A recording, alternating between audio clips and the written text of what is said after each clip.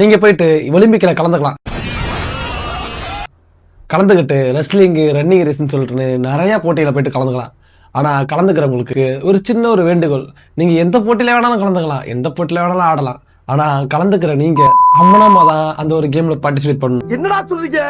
70 PC, அதாவது தெளிவா சொல்லனா கிறிஸ்து பிறப்பதற்கு முன்னு கிரேஸ்ல நடந்த முதல்ல ஒலிம்பிக்ல எந்த ஒரு ஆண்களுமே ரன்னிங் ரேஸா இருந்தாலும் சரி, ரெஸ்லிங்கா இருந்தாலும் சரி, மித்த எந்த கேம் இருந்தாலும் சரி, ட்ரெஸ் போட்டுக்கிட்டு அந்த ஒரு கேம் ஆடவே மாட்டாங்களாம். எதுக்காகடா இவங்க உடம்புல ஒட்டு துணி கூட இல்லாம இந்த மாதிரி ஒரு போட்டியில கலந்துக்கணும், அப்படி கலந்தா இந்த ஒரு போட்டியில நடத்தணும் அப்படின்னு சொல்லிட்டு கேட்டீங்கன்னா, இதை நம்ம தான் இப்போ போட்டி அப்படின்னு சொல்லிட்டு பேசப்படுது.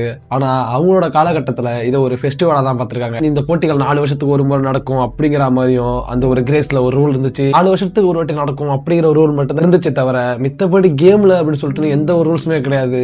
இப்படி இவங்க உடம்புல ட்ரெஸ்ஸே இல்லாம ஆடுறதுக்கு ஒரு 3 காரணங்கள் சொல்றாங்க.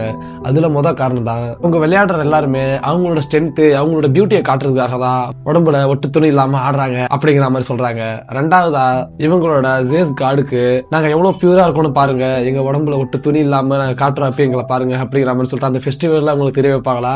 மூணாவதா பாத்தீங்கன்னா, இந்த மாதிரி உடம்புல ட்ரெஸ் எல்லாம் போட்டு போனாக்க வெப்பன்ஸ் எடுத்துட்டு ஓடுவாங்க. அந்த ட்ரெஸ் ஒரு வெயிட்டா இருக்கும், ட்ரெஸ் எல்லாம் ஒரு வெயிட்டா, உடம்புல ட்ரெஸ் எல்லாம் கட்டி போட்டுருவோம்னா தான் அவங்களோட பவரா காட்டுறாங்க, அவங்களோட ஸ்ட்ரென்த்தா காட்டுறாங்க, அவங்களோட பியூட்டியை காட்டுறாங்கன்னு சொல்லிட்டு இந்த கிரேஸ் மக்கள் இந்த ஒலிம்பிக்கை நடத்திருக்காங்க. சோ இந்த ஒரு இன்ஃபர்மேஷன் எப்படின்னு சொல்லிட்டு மறக்காம கமெண்ட்ஸ்க்கு சொல்லிட்டு போயிடுங்க.